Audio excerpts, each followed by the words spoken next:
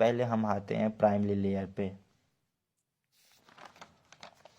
हाँ, primary layer जो होती है वो हमारे पास थिन होती है, flexible layer of the cell wall. ये हमारे पास बहुत ही थिन होती है और फ्लेक्सिबल होती है।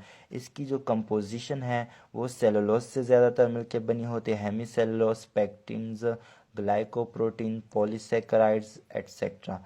दे are also known as dry cells. Primary cells, primary जो वॉल होती है सेल वॉल की, उनको हम ड्राई सेल्स भी कहते हैं, because there is no fluid inside the primary cell wall.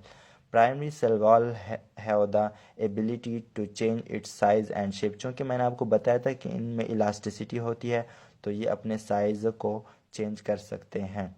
Primary cell wall is plastic in nature, plastic in nature है। और मैं यहाँ पे कुछ दो तीन क्वेश्चन मैंने बनाए हैं, वो आपको हेल्पफुल होंगे।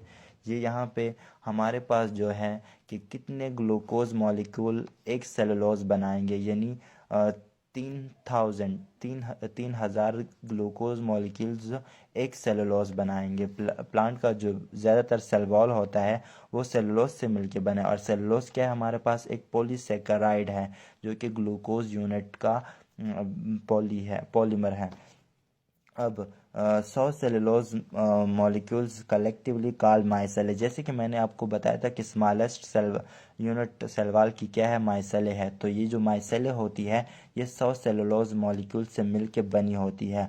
और 20 माइसेले मिलके माइक्रोफिब्रिल्स बनाते हैं जो कि structural unit of cell wall बनाती है, ठीक है। और 250 माइक्रोफिब्रिल्स कलेक्टिवली कॉल्ड फिब्रिल्स, और वो एक फिब्रिल्स बनाते हैं। अब हम सेकेंडरी सेल वॉल की बात करते हैं।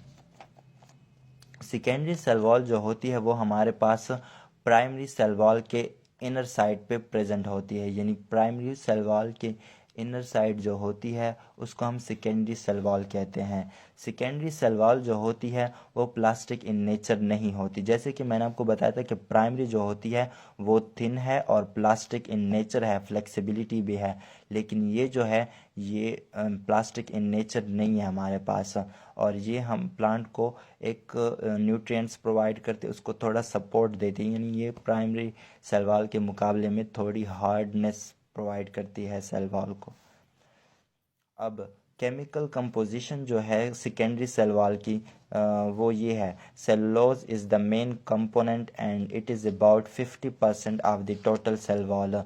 यानी सेकेंडरी सेल वॉल में जो सेलुलोज है वो 50% ज़्यादातर इसकी कंपोजिशन है सेलुलोज की।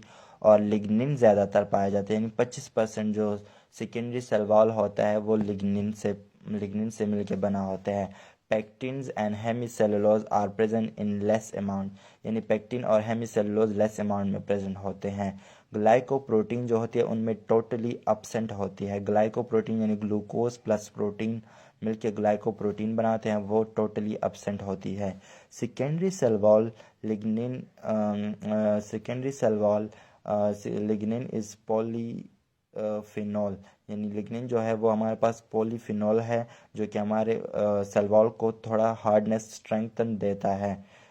Resistant to decay and animals attack by herbivorous, मतलब उसके जो प्लांट की बाहर की रूफ होती है, एक लेयर्स होती है, वो जो बाहर के एनवायरनमेंट के जो एनिमल्स होते हैं यानी वो प्लांट वगैरह को खाते हैं, तो ये उनको उनसे बचने के लिए ये लिग्निन ज़्यादा मिकदार में रिलीज़ होता है।